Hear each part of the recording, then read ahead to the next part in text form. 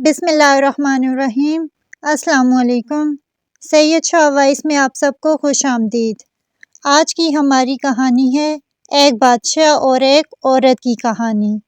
امیر Timur بادشاہ کی عادت تھی کہ وہ رات کے وقت گھوڑے پر پورے شہر کا گشت کر کے اپنی رعایا کا حال معلوم کرتا تھا اور دوسرے روز ان کے متعلق فیصلے صادر کیا کرتا تھا۔ ایک روز وہ حسب معمول شہر میں چکر لگا رہا تھا۔ اس نے ایک غمناک آواز سنی۔ وہ اوبکا کی طرف متوجہ ہوا۔ ایک بڑھیا رو رہی تھی اور بارگاہ الہی میں فریاد کر رہی تھی، اے رب العالمین، ہمارے بادشاہ اور وزیر کو موت دے دے اور قاضی شہر کی عمر دراز کر۔ بادشاہ اس حیرت انگیز دعا کو سن کر بہت پریشان ہوا۔ کافی دیر وہ سوچتا رہا کہ بڑھیا سے کس طرح معلوم کرے کہ وہ بادشاہ اور وزیر سے کیوں اس قدر نالاں ہے اور اس کی موت چاہتی ہے، اور قاضی سے اتنی خوش کیوں ہے کہ اس کی عمر کی دعا کر رہی ہے۔ کافی دیر بعد اس نے بڑھیا کے دروازے پر دستک دی۔ جب بڑھیا نے دروازہ کھولا تو بادشاہ نے نہایت بیچارگی سے اور مسکینی سے پوچھا، اے نیک عورت، میں ایک مسافر ہوں، لیکن میں نے تمہاری عجیب و غریب دعا سنی ہے۔ کیا میں یہ پوچھ سکتا ہوں کہ تم بادشاہ وقت اور وزیر سے اتنی زیادہ رنجیدہ کیوں ہو جو ان کی موت چاہتی ہو، اور قاضی سے اتنی خوش کیوں ہو کہ اس کی دراز عمر کی دعا کر رہی ہو؟ اس بڑھیا نے کہا، اجنبی، میں بادشاہ کی بیماری کی اس لیے خواہشمند ہوں کہ اگر بادشاہ بیمار ہو گیا تو وہ وافر مقدار میں صدقہ و خیرات کرے گا، اور اس خیرات سے میں اپنے غریب بھوکے بچوں کی روٹی کا سامان کروں گی۔ ہمارے چند دن بہتر گزر جائیں گے۔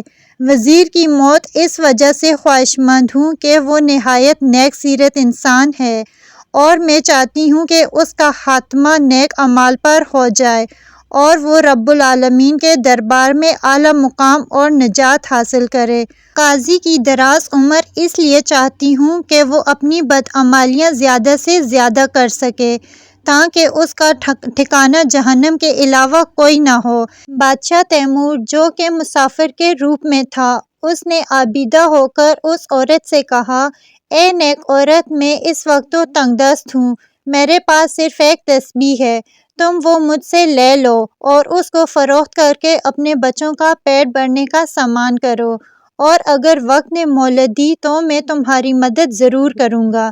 یہ کہہ کر اجنبی مسافر، جو کہ بادشاہ تھا، چلا گیا۔ ادھر عورت تسبیح لے کر اپنے ہمسائے کے پاس گئی تاکہ اس کو فروخت کر سکے۔ اس کا ہمسایہ، جو کہ بہت زیادہ بخیل انسان تھا، جب تسبیح کو دیکھا تو اس کی رال ٹاپ پڑی۔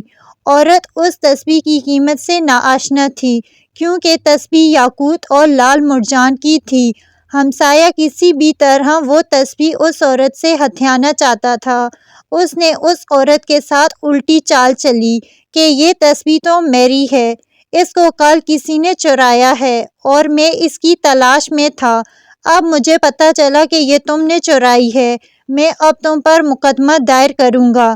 عورت گھبرا گئی اور بولی، میں بالکل بے قصور ہوں، یہ تسبیح تو مجھے ایک اجنبی نے دی تھی، میں نے ہرگز نہیں چرائی۔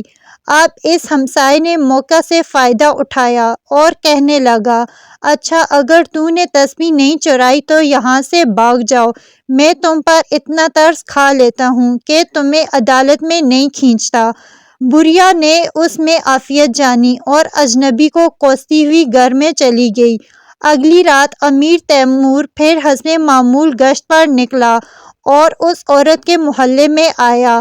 اس نے اس عورت کے گھر سے پھر وہی دعا سنی جس میں بادشاہ کی بیماری، وزیر کی موت اور قاضی وقت کی دراز عمری کا ذکر تھا۔ بادشاہ نے عورت کے گھر کا دروازہ کھٹکھٹایا۔ عورت اس کو دیکھتے ہی اس پر برس پڑی اور اس کے منہ میں جو آیا کہتی چلی گئی۔ جب اس کا غصہ ٹھنڈا ہوا تو بادشاہ نے اسے اصل قصہ سنانے کو کہا، جس پر عورت نے اسے سارا قصہ سنا دیا۔ بادشاہ کو بہت غصہ آیا۔ اس نے اس عورت کو بتایا کہ میں اجنبی نہیں بلکہ بادشاہ وقت ہوں اور میں نے تمہاری ضرورت پوری کرنے کی غرض سے اپنی قیمتی تسبیح تمہیں دی تاکہ تم اپنے بچوں کا پیٹ بھرنے کا سامان مہیا کر سکو، مگر تمہارے ساتھ تمہارے بخیل پڑوسی نے جو زیادتی کی ہے اس کی سزا اسے ضرور ملے گی۔ اگلے روز بادشاہ نے اس عورت اور اس بخیل پڑوسی کو اپنے دربار میں طلب کیا۔ دربار میں تمام وزراء و امراء اور دیگر مصائب تشریف فرما تھے۔ بادشاہ نے عورت کو حکم دیا کہ ساری روادات سناؤ۔ عورت نے شروع سے آخر تک ساری بات دربار میں بتا دی۔